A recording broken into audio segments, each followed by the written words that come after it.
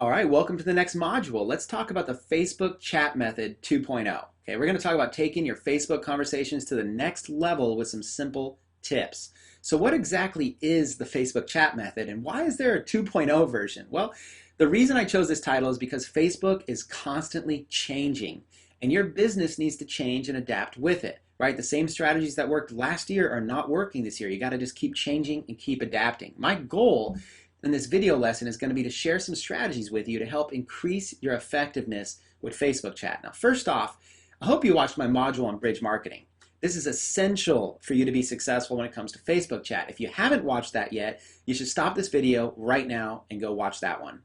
All right, with that being said, let's dive right into it. Now, this method is fairly self-explanatory. You send messages to your potential prospects using Facebook Messenger, right? Super simple, but yet there's still some tips to help you out.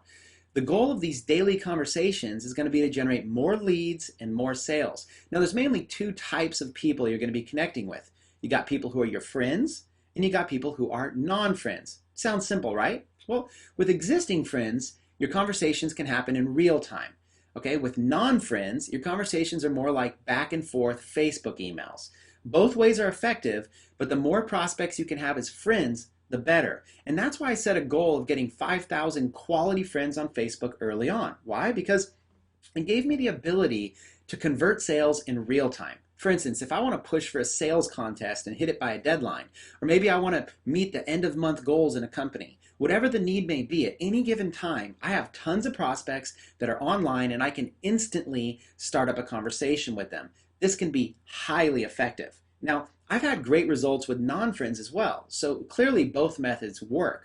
One is simply faster than the other, right? So what I've done here is I put together 10 Facebook chat tips. My goal is to help you improve those conversations so you can create more traffic, capture more leads, and convert more sales. So let's just jump right into these 10 tips.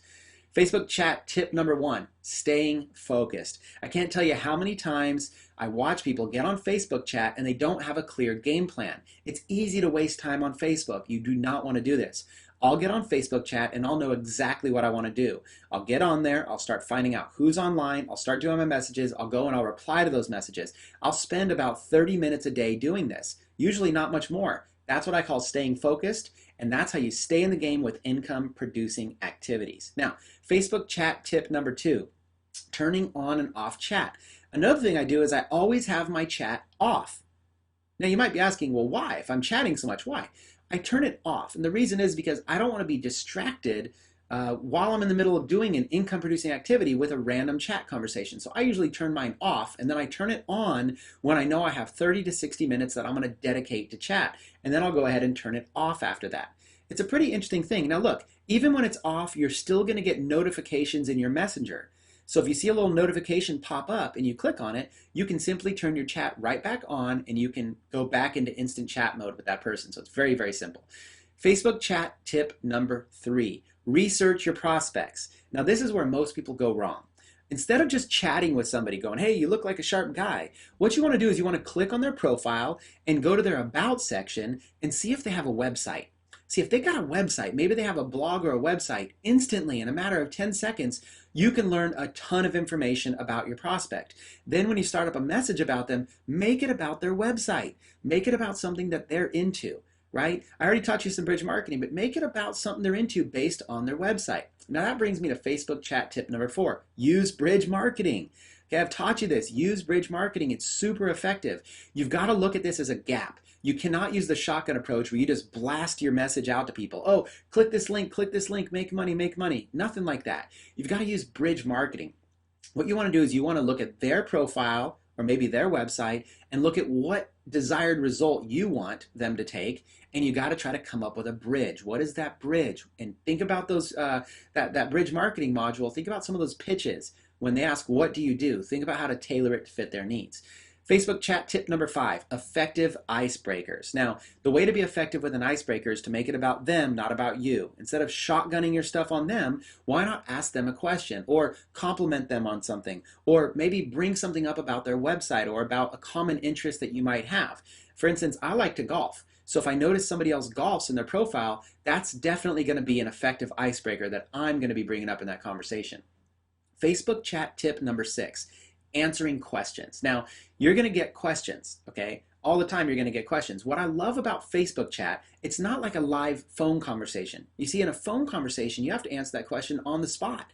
If they ask you something and you don't know the answer, then you're stuck. But when you're online, what I love about it is that you don't have to respond instantly. When somebody asks you a question, you know what? Take a moment and think about it. In fact, maybe do a little bit of research. Heck, take 5 minutes if you need to. Whatever the case may be, you have time to carefully craft your answers. Now, I'm not saying you should spend all day on this. I'm just saying there's no need to rush your answers if you don't know. So take a minute, get the information, formulate it, and answer that question. That's how simple it is. Now, Facebook chat tip number 7, overcoming objections. Okay, so what you got to do is this. This is my technique. I overcome objections before they ever come up. If people ask me all the time, hey Chris, I get objections. How is it that you don't get objections? Simple. When you get objections all the time, there's something happening in your pitch that's bringing on objections. What you want to do is you want to overcome them in advance. So if you're giving people links and they're not clicking on it, something is an objection. You got to find out what it is, and you got to overcome that before giving them your link. Or if you're telling them about your company and suddenly they're losing interest or they have an objection, what you want to do is you want to bring that up in advance prior to them bringing it up to you. As long as you stay in control in the lead by overcoming objections before the objections are brought to you, you're going to have a lot more success with your Facebook chats. All right, Facebook chat tip number 8, multiple conversations. Now here's another one. I never have just one conversation at a time. When I sit down to have to do my Facebook chat method, I'll usually sit down and bring up at least 10 and sometimes 20 tabs at a time. It sounds crazy, right? But the reason I do this is because sometimes people don't respond right away. If you just have open one conversation, you might start it and you might be sitting there waiting for them to respond. In fact, it might even look like they're typing.